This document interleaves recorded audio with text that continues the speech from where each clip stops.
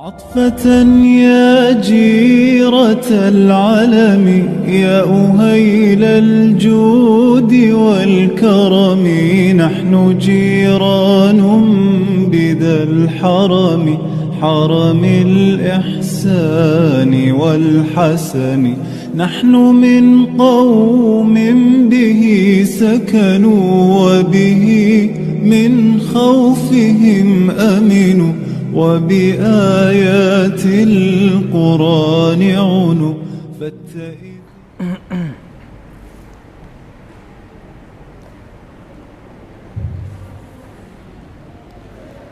Assalamualaikum warahmatullahi wabarakatuh. Bismillahirrahmanirrahim. Alhamdulillahi rabbil alamin. Wabihi nasta'inu ala umurid dunya waddin.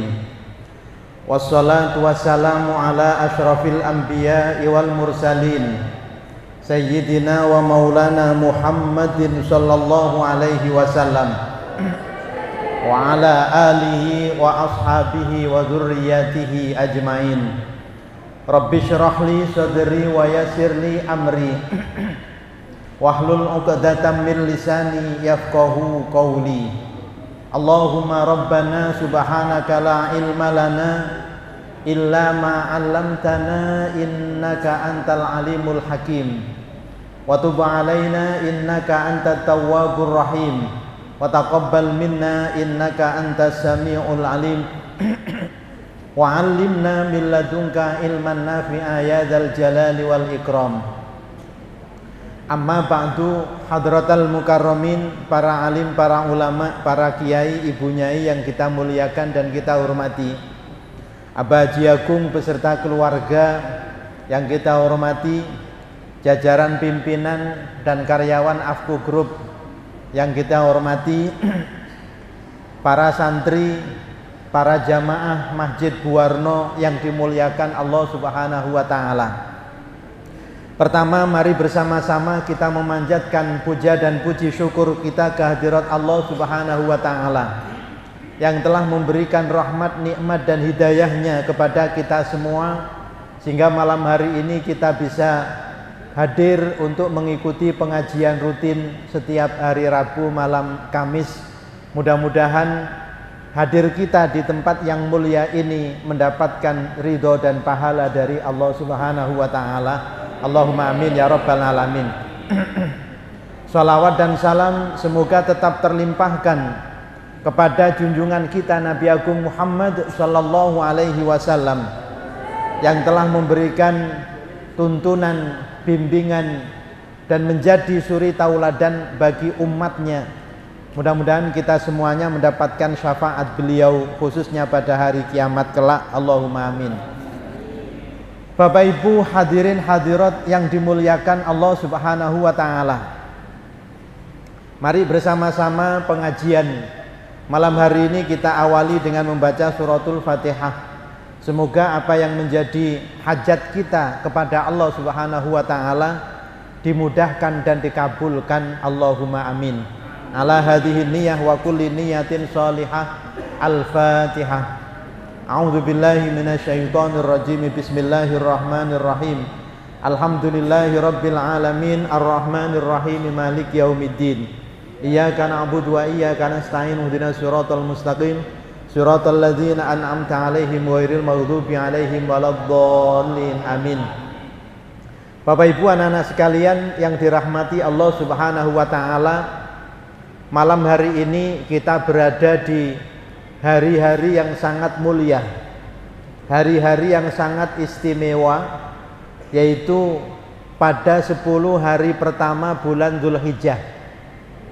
Ini saya tadi bilang ke Mas Arif, tahun ini hari raya di Indonesia ini berbeda lagi. Jadi ada 2 hari raya. Yang pertama hari raya jatuh pada hari Rabu minggu depan. Yang kedua ini jatuh pada hari Kamis. Ya, sampean mengikuti yang mana, mengikuti pimpinan sampean saja. Pimpinannya sampean hari rayanya hari Rabu ya monggo. Hari Rabu, kalau pimpinan sampean hari rayanya hari Kamis, ya monggo hari rayanya hari Kamis. Saya diundang untuk ngimami dan khutbah hari raya Idul Adha ini pada hari Kamis. Jadi saya diundang ngimami dan khutbah hari raya ini pada hari Kamis. Sakjane enak Pak Ustadz, untuk yang ngundang hari Rabu juga dapat double. Sakjane enak, ya nggak boleh.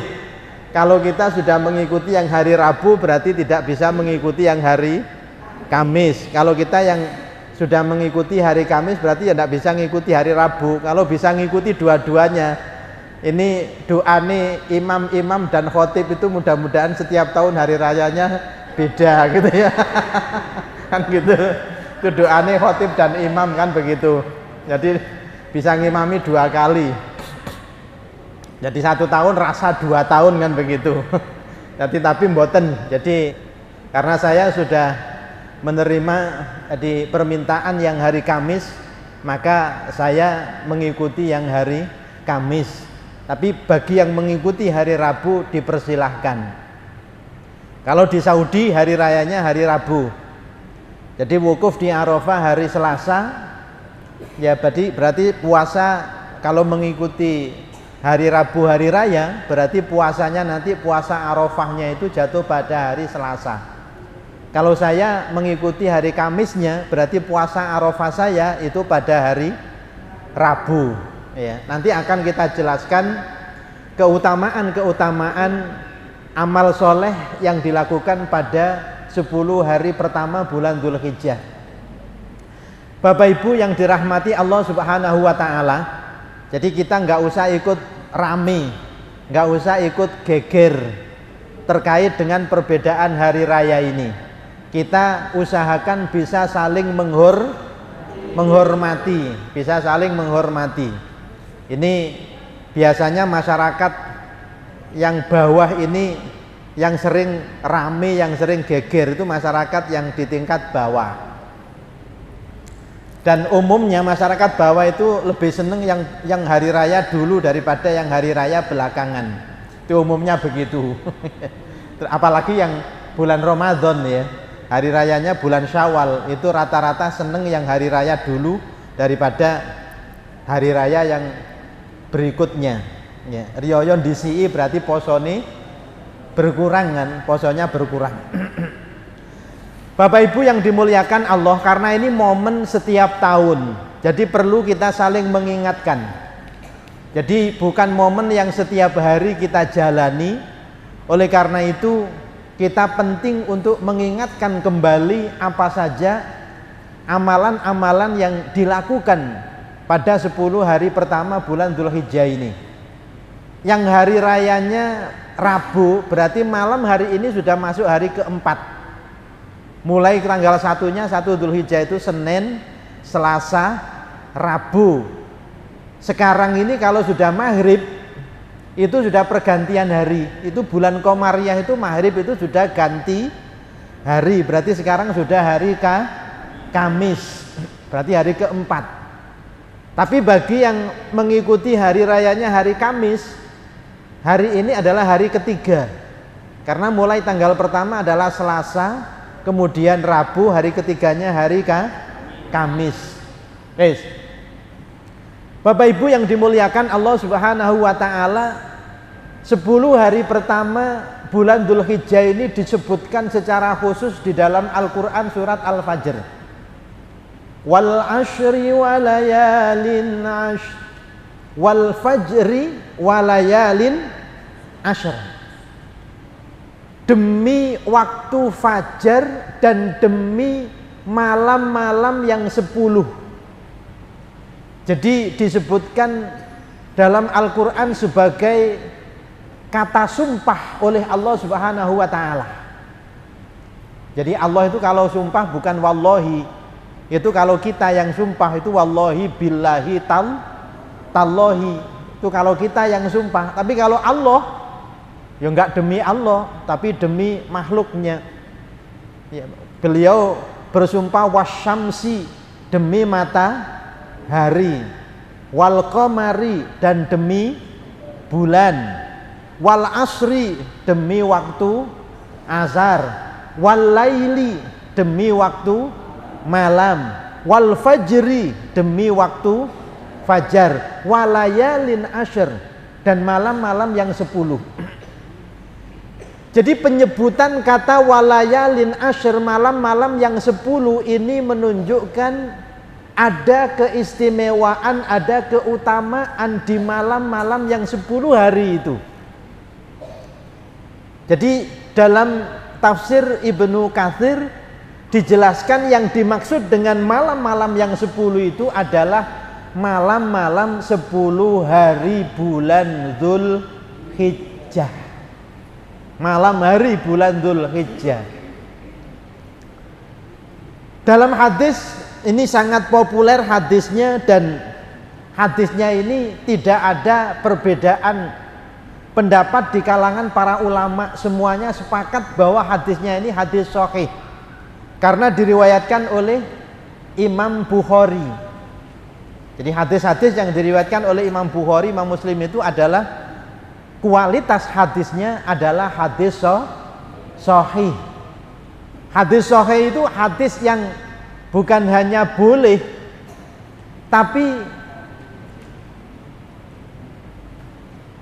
wajib diamalkan. Jadi berdasarkan hadis sahih itu tidak bisa dibantah kebenarannya. Dari sahabat Abu Hurairah, dari sahabat Ibnu Abbas radhiyallahu anhu, ani Ibni Abbasin radhiyallahu anhu qala annan nabiyya sallallahu alaihi wasallam qala ma min ayyamin al-amalus salihu fiha ahabbu ilallahi min hadhil ayyam, yakni ayyamal ashri.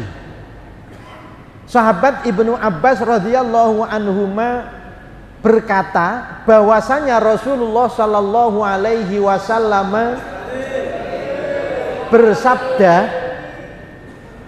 tidak ada hari-hari di mana amal soleh yang dilakukan pada hari-hari itu ahabbu ilallahi, lebih dicintai oleh Allah, min hadhil ayyami, dibandingkan dengan amal soleh yang dilakukan pada hari-hari ini, yakni ayyamal ashri.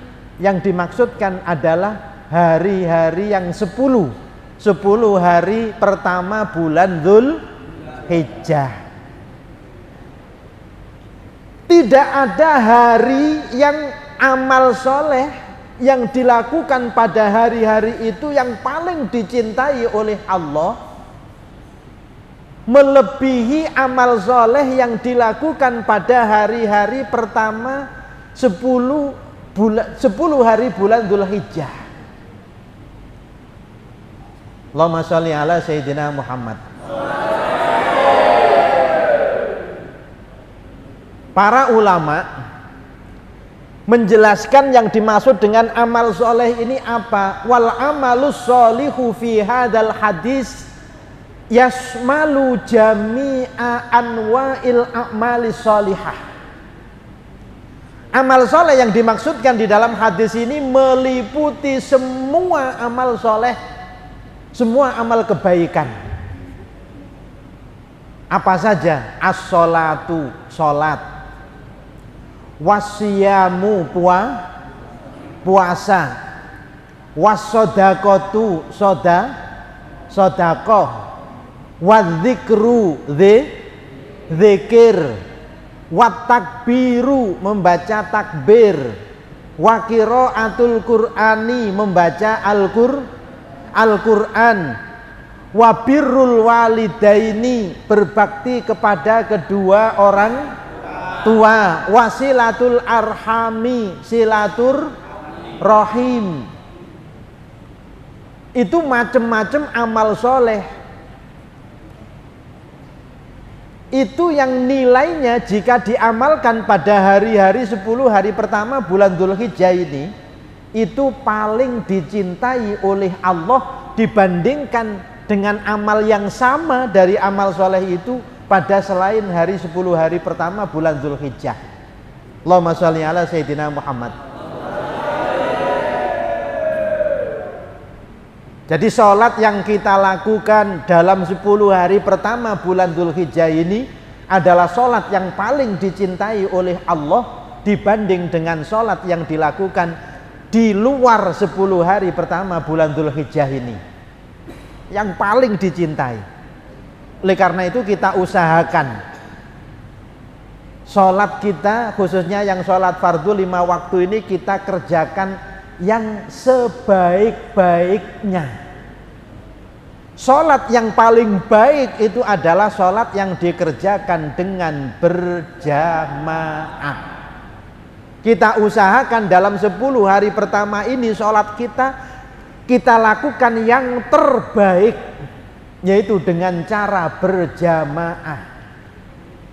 Sholat sunnah ditambah, sholat malam yang tadinya jarang-jarang sholat malam, 10 hari pertama bulan Dzulhijjah ini kita usahakan bisa melakukan sholat malam. Sholat malam yang disebut dengan sholat apa? Tahajud. Bagi bapak ibu orang tua, jadikan sholat malam ini untuk memohon semua hajat-hajat bapak ibu kepada Allah, termasuk juga mendoakan putra-putrinya, mendoakan anak-anaknya. Bagi anak-anak, bagi santri, manfaatkan waktu 10 hari bulan Dzulhijjah ini untuk bangun malam, sholat hajat, sholat tahajud, memohon kepada Allah agar dikabulkan semua hajat-hajatnya. Jadi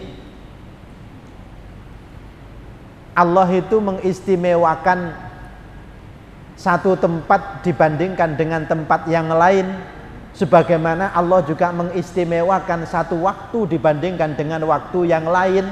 Allah juga mengistimewakan orang yang satu dengan orang yang lain. Tempat misalnya yang paling mulia tempat di dunia ini adalah Masjidil Haram. Masjidil Haram itu tempat yang paling mulia adalah Ka'bah. Jadi ada tempat-tempat yang lebih dimuliakan oleh Allah. Ka'bah di situ batu yang paling mulia di dalam bangunan Ka'bah itu adalah batu Hajar Aswad. Jadi diperes maneh. Makanya batu Hajar Aswad itu ketika terjadi banjir pada zaman Nabi Nuh alaihi salam, itu batu Hajar Aswad ini diselamatkan oleh malaikat. Jadi malaikat disuruh ngambil batu Hajar Aswad ini sebelum ditimpakan banjir kepada umatnya Nabi Nuh alaihi salam. Sehingga ketika banjir betul-betul datang, termasuk bangunan Ka'bah itu sudah tidak berwujud lagi, bahkan bekasnya sudah tidak kelihatan, ikut hancur kena banjir. Tapi Hajar Aswad ini diselamatkan oleh malaikat sebelum terjadinya banjir itu. Sehingga pada waktu Nabi Ibrahim ini diangkat oleh Allah sebagai nabi, sebagai rasul, dan diperintahkan untuk membangun Ka'bah, itu Nabi Ibrahim mencari tempat membangun Ka'bah ini di mana bekasnya itu tidak ada. Sehingga kemudian Nabi Ibrahim minta petunjuk kepada Allah, oleh Allah kemudian diberi petunjuk, Ibrahim, nanti kamu berjalan ke arah depan, kemudian angkatlah kepala kamu, kemudian kamu akan melihat mendung. Mendung itu kemudian ada bayangannya di bumi, maka kamu ikuti bayangan mendung itu kemana dia berjalan. Maka setelah mendung itu berhenti, maka disitulah pondasi Ka'bah dulu pernah dibangun. Disitulah kemudian Nabi Ibrahim membangun Ka'bah di situ. Jadi setelah dikedui itu bahasa Indonesia apa? Digali.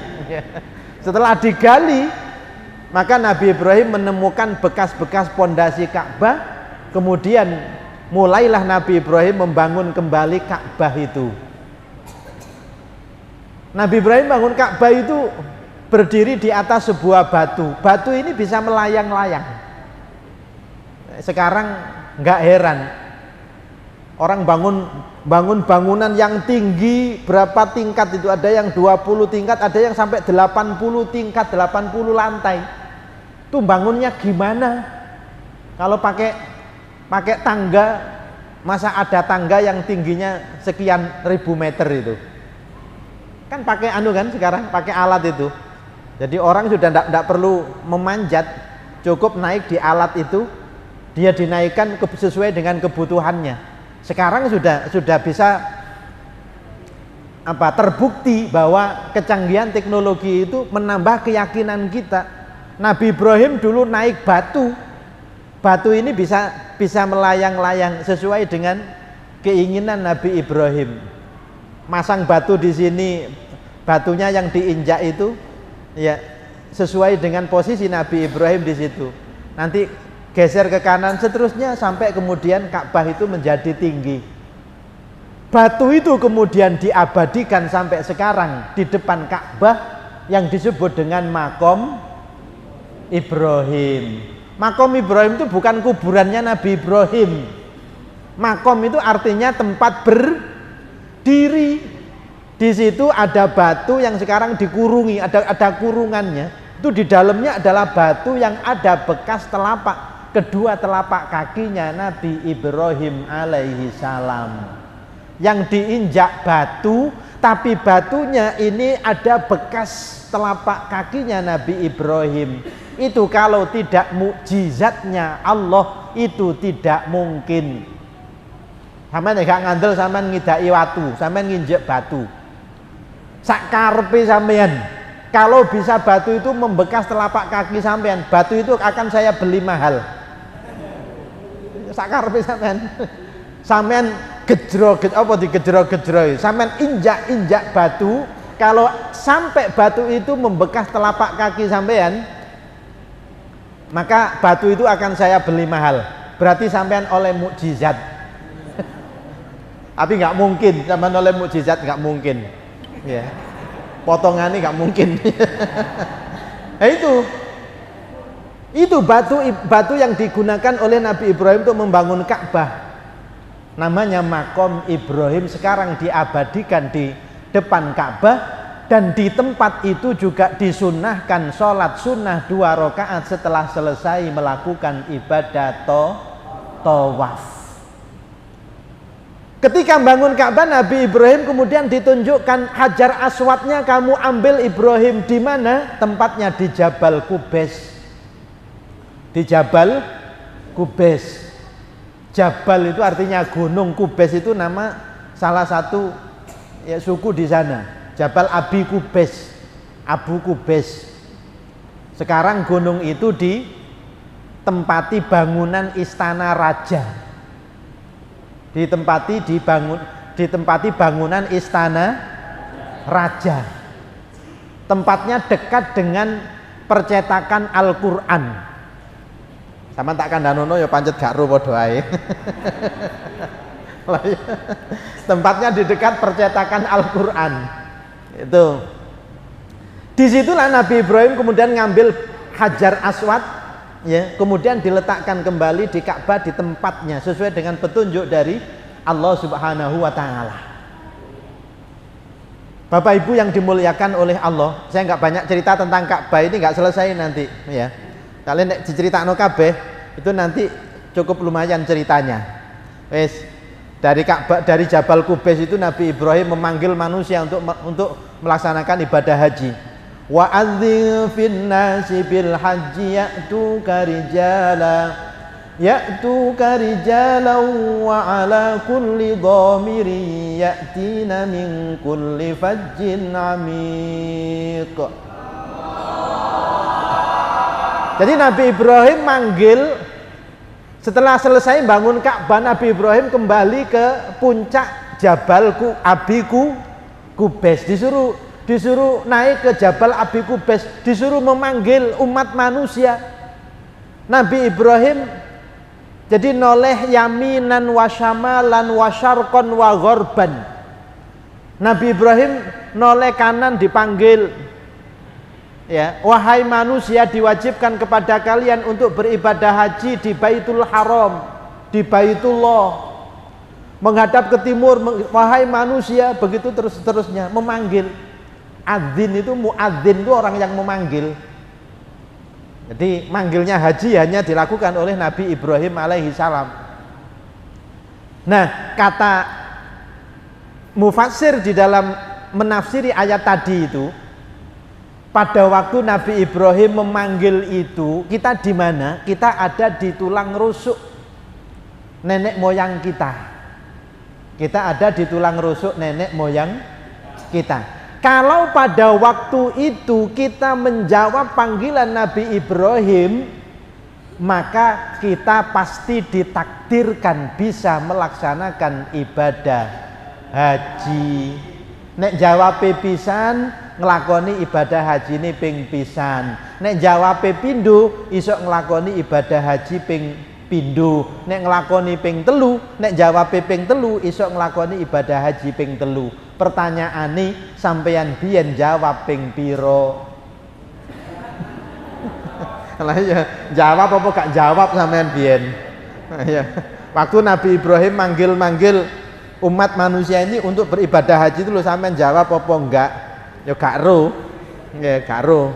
Ya didelok ae nanti nek sampeyan isuk budal haji berarti sampeyan biyen jawab. Nek sampean gak isok budal haji, berarti waktu dipanggil Nabi Ibrahim sampean biyen turu. Gitu. Wes.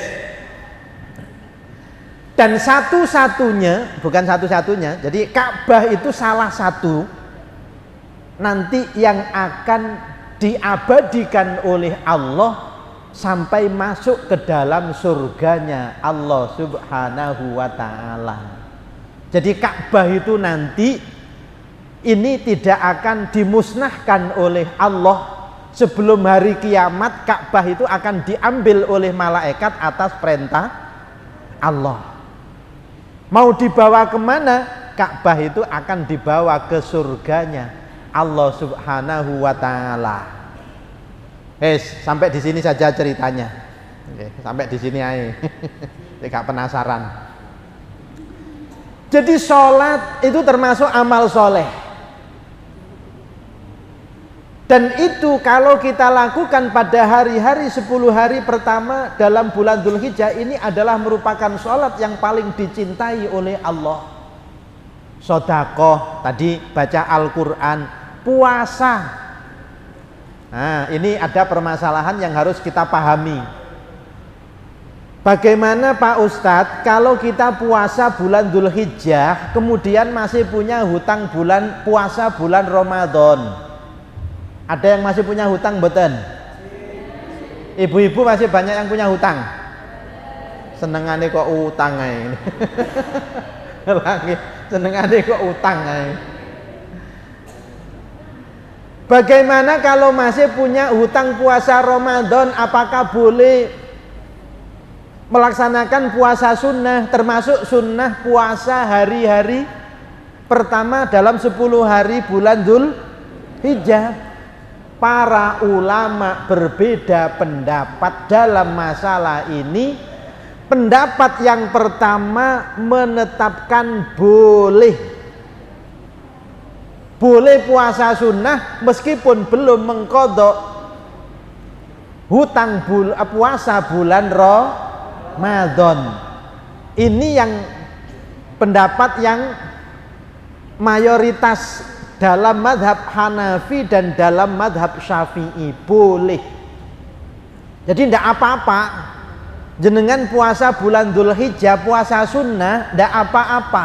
meskipun belum mengqadha puasa Ramadan. Alasannya apa? Karena alasan puasa mengqadha puasa Ramadan itu waktunya luas, waktunya longgar. Sampai kapan? Sampai sebelum datangnya bulan Ramadan tahun berikutnya, luas.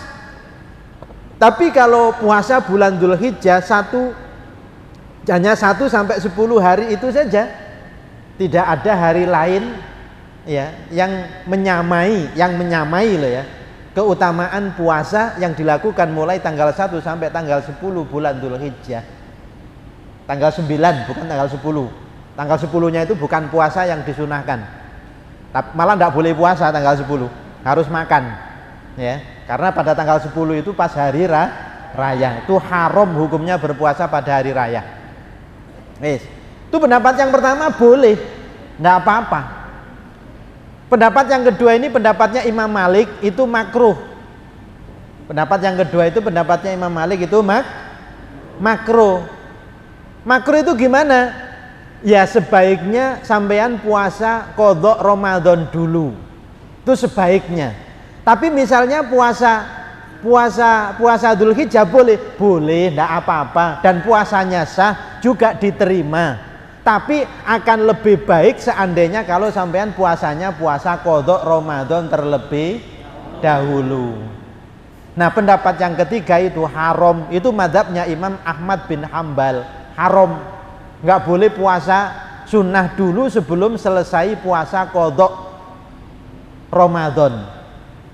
Itu pendapatnya Imam Ahmad bin Hambal. Sampean mengikuti yang mana? Yang pertama silahkan, boleh. Sahabat Umar ini malah memberikan kelonggaran begini. Niat sampean itu niat puasa wajib, niat puasa qadha. Niat puasa apa? Qadha. Niatnya niat puasa qadha. Tidak usah niat puasa sunnah, tapi niat puasa qadha. Karena puasanya dilakukan pada hari-hari yang istimewa, misalnya 10 hari pertama bulan Dzulhijjah tadi, maka dengan puasa qadha itu sampean juga mendapatkan keutamaan puasa sunnah pada hari-hari itu. Halo? Ini kalau mengikuti pendapatnya sahabat Umar bin Khattab. Malah enak yang gini, jadi puasanya puasa qadha saja niatnya. Tapi di hari-hari yang diistimewakan, di hari-hari yang dimuliakan. Tidak hanya 10 hari pertama bulan Dzulhijjah.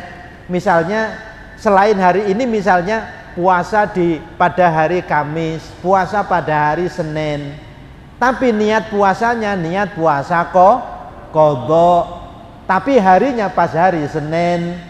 Hari Senin itu kan juga salah satu hari yang disunahkan puasa.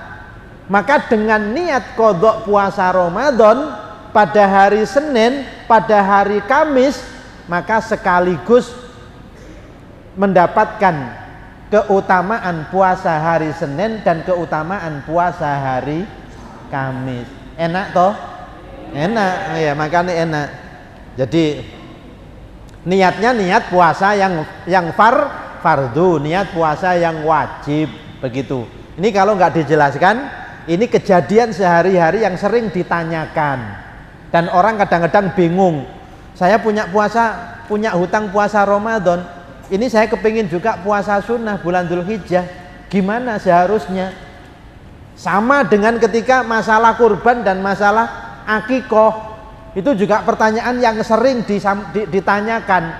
Pak Ustadz, saya ini dulu belum pernah akikoh, ini apakah saya boleh kurban atau saya harus akikoh dulu?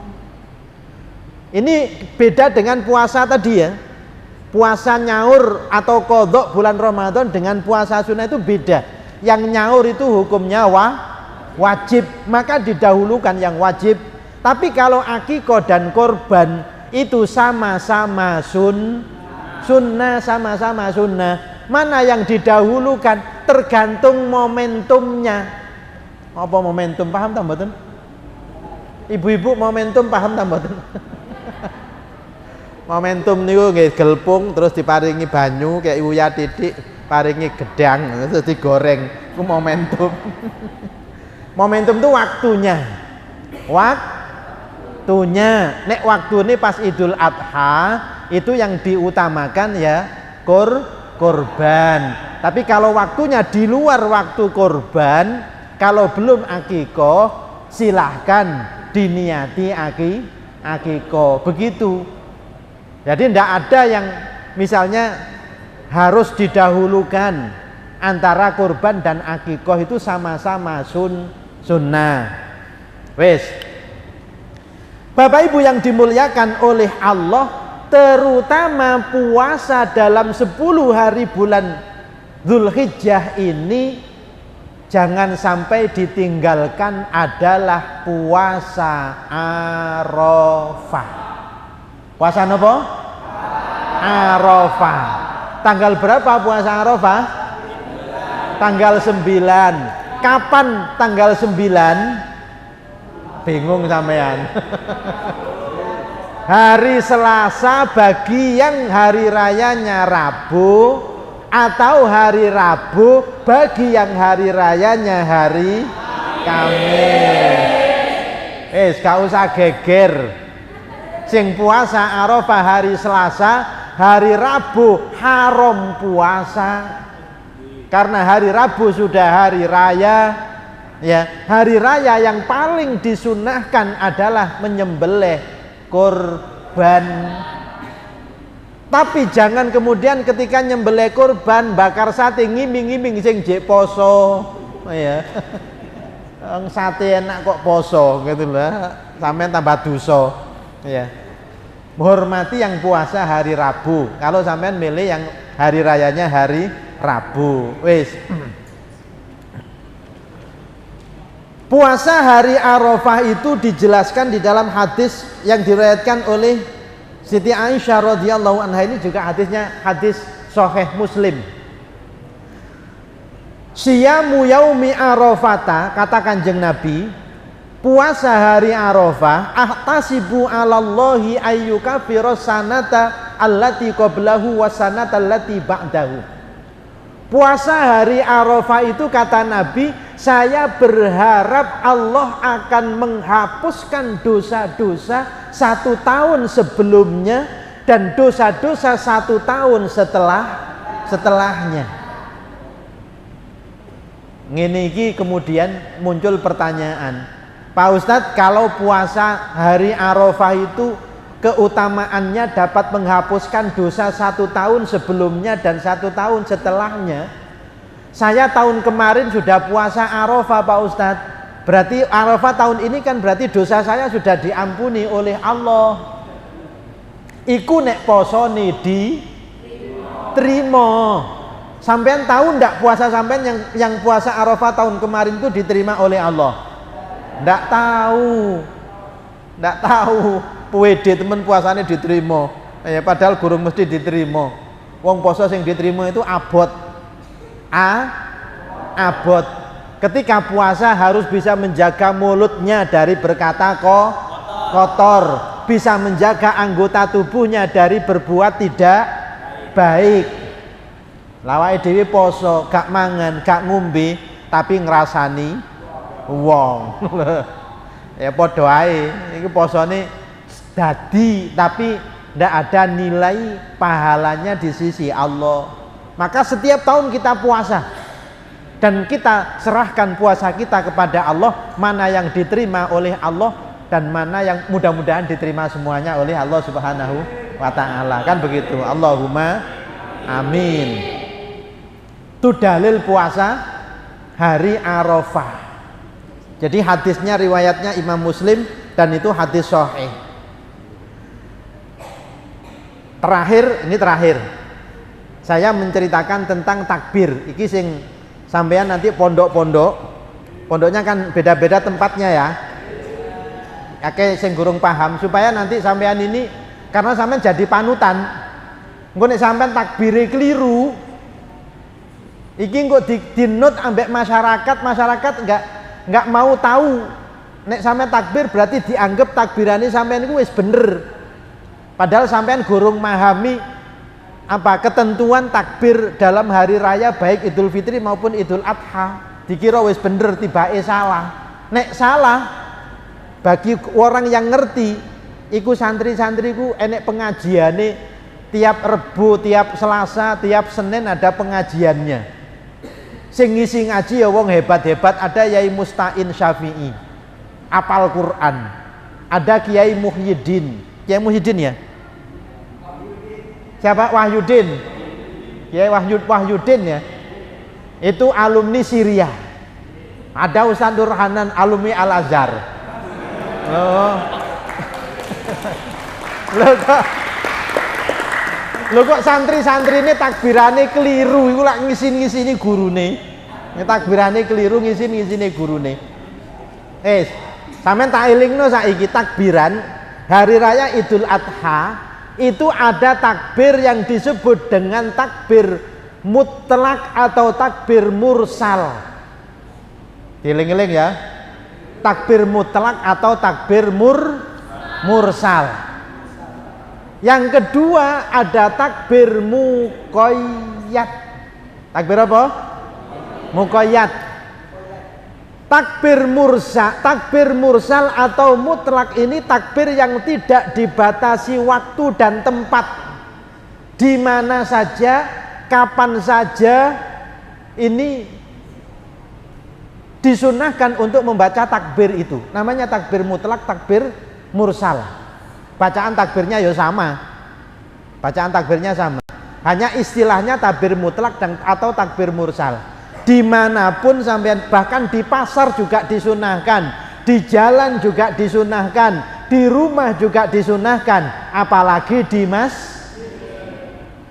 takbir mutlak atau takbir mursal itu waktunya ketika terbenamnya matahari pada malam hari raya sampai dengan imam naik ke mimbar untuk melakukan khutbah sholat hari raya.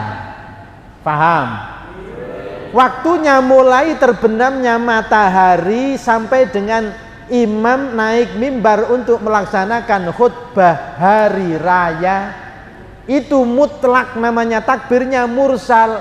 Jadi setelah terbenamnya matahari itu waktu maghrib, sampean di jalan, sampean di pasar, sampean dimanapun di rumah itu disunahkan takbiran.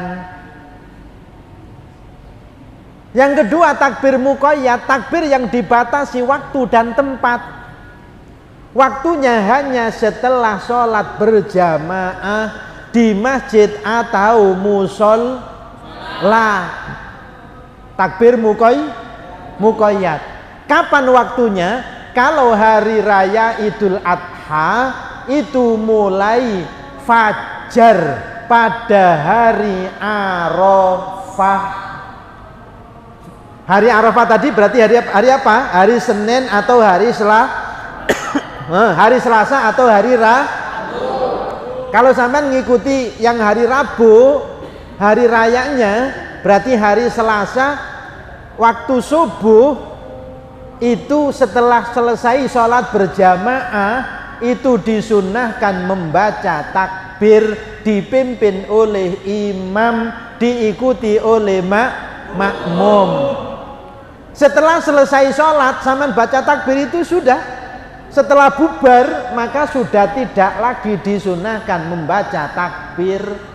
Nanti disunahkan lagi setelah sholat berjamaah zuhur, setelah wiritan zuhur, setelah istighfar baca takbir. Setelah itu asar, itu pun juga setelah sholat berjamaah. Ada di beberapa musola, di beberapa masjid itu takbirannya bukan setelah sholat berjamaah, tapi dibaca setelah azan dibuat takbiran. Ada setelah azan takbiran, padahal harinya hari Arafah. Setelah zuhur azan takbiran, setelah asar azan takbiran. Itu tidak boleh. Setelah sholat, setelah azan asar itu tidak boleh takbiran, karena takbir pada waktu itu namanya takbir muqayyad. Takbir muqayyad itu sunnahnya setelah sholat berjamaah. Paham? Paham wis? Nek wis buyar sholat jamaahnya, ya sudah, jangan takbiran lagi. Kita dengar di beberapa masjid musola takbiran sampai maghrib, takbiran sampai itu tidak boleh. Yang boleh itu kalau sudah masuk waktu maghrib, sampean takbiran sudah tidak dibatasi waktu. Sebelum sholat boleh, setelah sholat boleh, di masjid boleh, di luar masjid juga boleh, di rumah boleh, di jalan boleh, di pasar boleh, di sawah juga boleh, di kandang juga boleh, di pabrik juga boleh. Itu kalau waktunya maghrib sampai paginya imam naik mimbar. Nah, setelah selesai sholat hari raya, kalau hari raya Idul Fitri sudah selesai, nggak ada lagi sunnah takbir. Kalau Idul Fitri, Idul Fitri itu takbirannya hanya takbir mutlak atau takbir mursal, itu Idul Fitri. Tapi kalau Idul Adha, selain takbir mutlak dan takbir mursal, ada takbir muqayyad. Mulai hari Arafah, waktunya setelah sholat subuh. Kemudian disunahkan lagi setelah sholat zuhur, disunahkan lagi setelah sholat asar, disunahkan lagi ketika masuk waktu maghrib, baik sebelum sholat atau setelah sholat. Paham ya? Wes, Idul Adha disunahkan takbir muqayyad tadi itu sampai tanggal 13 Dzulhijjah. 13, 10, 11, 11, 12, 13, betul, 3 hari tasyrik namanya, hari-hari Jadi nanti takbirani sampean yang muqayyad itu kalau hari rayanya Rabu, berarti Kamis, Jumat, Sabtu. Sampai kapan Sabtu ini? Sampai waktu asar. Jadi setelah sholat asar hari Sabtu baca takbir. Setelah itu sudah selesai waktu kesunahan membaca takbir. Jadi hari Rabu hari raya, kalau sampean hari Rabu hari raya, hari Kamis itu sunnah membaca takbir setiap selesai sholat, bukan sebelum. Harus paham lo ya. Engko enek santri pondok Safinatul Huda mari adzan dina Kemis utawa dina apa? Dina Selasa, kalau hari rayanya Rabu, hari Selasa pujiane gawe takbiran. Iki sing kenek bukan sampean sebagai santri, tapi sing kenek gurune sampean. Ya, dieling-eling ya, dieling-eling. Ojo digawe pujian kalau belum masuk waktu maghrib. Kalau maghrib isya subuh silakan digawe pujian, itu maghrib pas malam hari raya. Sebelum dan sudah hari raya pas hari tasyrik itu sunnahnya hanya setelah sholat jamaah di masjid atau musola. Paham ya? Paham.